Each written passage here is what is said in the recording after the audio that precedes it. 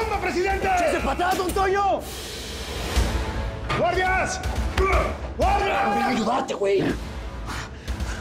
¿Quién eres? No me vayas a abrazar. Evodio. Carnalito.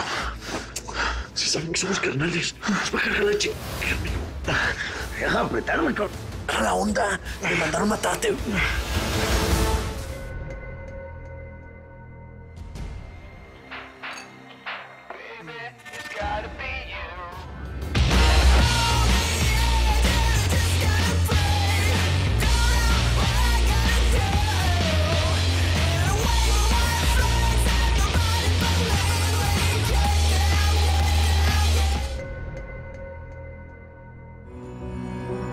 ¡Quítate!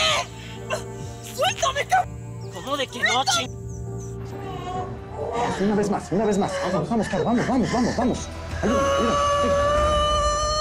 Bien, bien, bien, bien.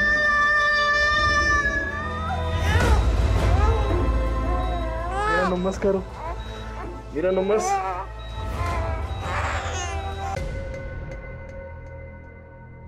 Estas palabras que están entre estos paréntesis, ¿Para qué sirve? si uno las va juntando, forman frases ocultas. Mira tú. ¿Y ya encontraste algo? La gente del Chapo.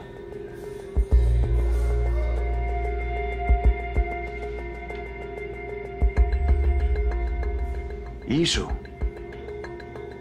varios túneles.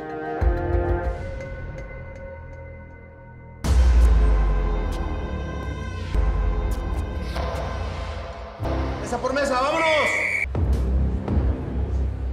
Por así, presi. Ya viene el patrón. Tienes que ir ya, carnal. ¿Y tú? Yo no, yo soy hierba mala. Ya, que tú no hagas más lío, vámonos.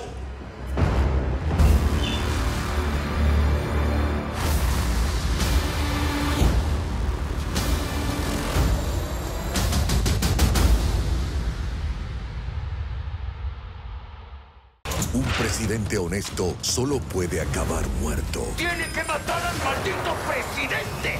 o en la cárcel. ¡No me van a trasladar!